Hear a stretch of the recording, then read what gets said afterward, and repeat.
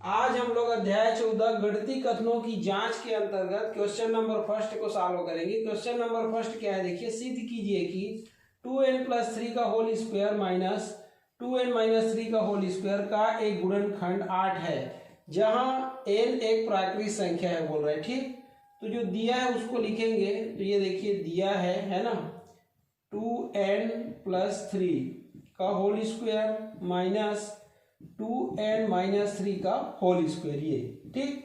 अब ये देखिए, इतने को अगर a मान लेते हैं तो ये a का स्क्वायर हो जाएगा, और इतने को b मान लेते हैं तो ये b का स्क्वायर। अब इसका विस्तार होता है a+b गुणा a-b, ये ठीक। तो हम इसको इस रूप में लिखेंगे। तो चलिए लिखते हैं। ये a का मान है, तो ये 2n+3 ये a हो गया, प्लस b लिखेंगे तो b का मान ये है, तो ये 2n-3 हो जाएगा ये। फिर गुणा करके इस रूप में लिखेंगे तो a का मान कितना है, तो 2n+3 ये देखिए ठीक, a का लिख लिए। फिर माइनस, ये माइनस को यूज करेंगे, और b का मान कितना है, तो 2n-3। अब सामने माइनस है तो ये हो जाएगा -2n ये वाला, और ये हो जाएगा +3 ये ठीक। अब इसकी जरूरत नहीं है, अगर हम चाहें तो यहाँ लिख सकते हैं ये ऐसा, चूंकि a² - b² is equal a+b और गुणा a-b होता है, ये ऐसा हम लोग निर्देश दे सकते हैं ठीक। अब देखिए इसको सॉल्व करेंगे तो 3 से 3 कैंसिल हो गया, 2n कितना हो जाएगा, 4n ये गुणा, इसको देखिए 2n से 2n कैंसिल हो गया, तो 3 और 3 कितना हो जाएगा, 6। तो ये 4n गुणा 6 करेंगे तो कितना आ जाएगा, 6×4 = 24n। अब इसको क्या लिख सकते हैं, 8 गुणा 3n ऐसे भी लिख सकते हैं। तो ये किसका मान है, तो ये है 2n+3 का होल स्क्वायर माइनस 2n-3 का होल स्क्वायर। ये देखिए इसका मान है ये जो है इसका मान है ये। अब यहाँ पर देखिए इसका जो मान आया है इतना है ना, तो इस मान को 8 से विभाजित करके अपने को देखना है। अगर ये मान 8 से विभाजित हो जाता है तो इतने का ये 8 जो है एक गुणनखंड होगा ठीक।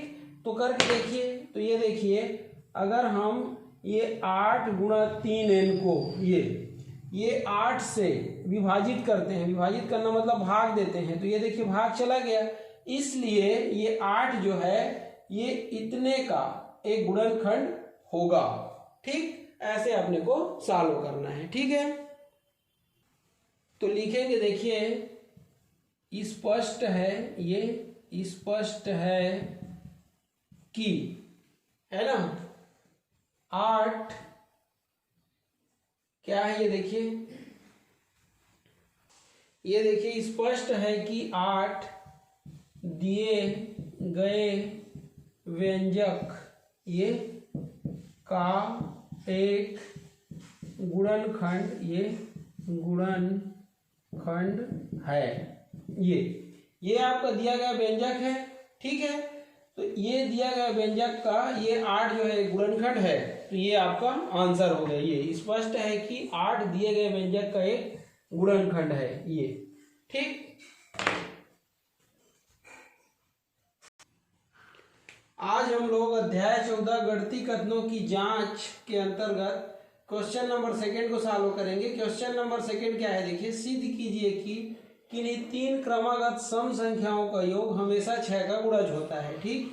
तो चलिए सॉल्व करना स्टार्ट करते हैं। तो यहाँ पर देखिए 3 क्रमागत सम संख्याओं को दिया नहीं है, इसलिए हमको मानना पड़ेगा। तो ये देखिए मान लेते हैं, ये है ना, मान लीजिए, ये लिखेंगे अपन, ये मान लीजिए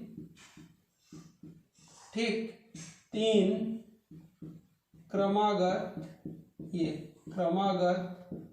सम संख्याएं, ये सम संख्याएं 2n-2 ये है ना, 2n व 2n+2 है, ये देखिए ठीक। जहां देखिए ये जो n है ये नेचुरल नंबर है, प्राकृतिक संख्याएं हैं। अब माना कि ये तीनों के योग को हम लोग p से दर्शाते हैं, ये तो p बराबर ये तीनों को जोड़ेंगे, ये 2n माइनस 2 प्लस 2n और प्लस 2n प्लस 2 करेंगे ये, ठीक। तो इसको सॉल्व करते हैं, देखिए तो p बराबर क्या आएगा 2n माइनस 2 प्लस 2n और प्लस 2n प्लस 2। तो यहाँ पर देखिए ये 2 से ये 2 कैंसिल हो गया है ना, तो p बराबर 2n 2n 2n कितना हो जाएगा 6n हो जाएगा ये। तो ये देखिए ये p का मान कितना आ गया, तो p का मान आ गया 6n। और p क्या है, तो p जो है आपका 3 क्रमागत सम संख्याओं का क्या है, योग है, ठीक।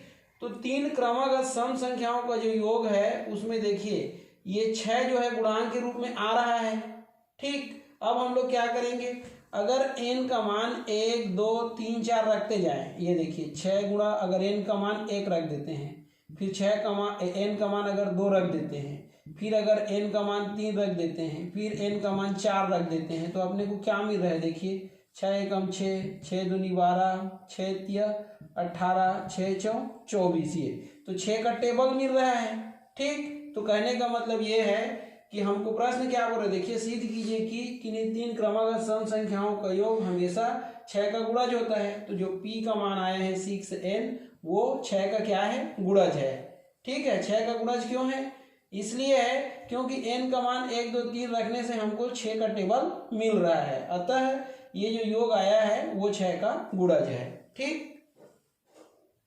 इसलिए हम लोग लिखेंगे क्योंकि है कि नहीं, ये p 6 का क्या है, गुणज है, ये गुणज है ये, ठीक।